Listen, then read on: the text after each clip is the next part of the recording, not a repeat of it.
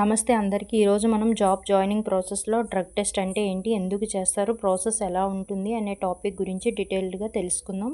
చాలా కంపెనీస్లో especially IT MNC కంపెనీస్లో జాయినింగ్కి ముందు ఎంప్లాయీస్కి డ్రగ్ టెస్ట్ అనేది చేస్తారు. మనం ఎంఎన్సీ కంపెనీస్లో ఉన్నా కూడా మనం ప్రాజెక్ట్కి అదే కంపెనీలో ఉంటూ ఒక ప్రాజెక్ట్ నుంచి వేరే ప్రాజెక్ట్కి మూవ్ అవుతున్నప్పుడు కూడా డ్రగ్ టెస్ట్ అనేది చేస్తున్నారు. ఇది ఇప్పుడు కంపల్సరీ అవుతుంది. డ్రగ్ టెస్ట్ మెయిన్ పర్పస్ ఏంటంటే ఎంప్లాయీస్కి డ్రగ్ యూజ్ చేసే అలవాటు ఉందా లేదా అని చెప్పి చెక్ చేయడం. కంపెనీస్కి safe and professional work environment ఉండాలి కాబట్టి కొన్ని ఆర్గనైజేషన్స్ జాయినింగ్ ముందు ఈ టెస్ట్ కంపల్సరీ చేస్తున్నాయి. డ్రగ్ టెస్ట్ ప్రాసెస్ ఎలా ఉంటుంది అంటే యూజువల్లీ హెచ్ఆర్ డిపార్ట్మెంట్ నుండి మీకు ఒక కాల్ వస్తుంది. మీరు అవైలబుల్గా ఉన్నారా లేదా అని చెప్పి ఆ పర్టికులర్ లొకేషన్లో మీ హెచ్ఆర్తో డిస్కషన్ అయిపోయిన తర్వాత మీకు మెయిల్లో ల్యాబ్ ఇన్ఫర్మేషన్ అనేది ఇస్తారు. ఆ అడ్రస్ పట్టుకొని మీరు ల్యాబ్కి వెళ్ళి అటెండ్ అవ్వడమే.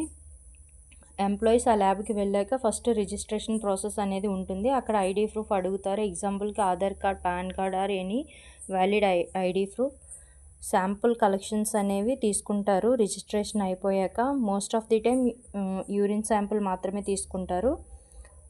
డ్రగ్ టెస్ట్ ప్రాసెస్ యూజువల్లీ చాలా simple and quick. Mostly 10 to 20 minutes complete అవుతుంది.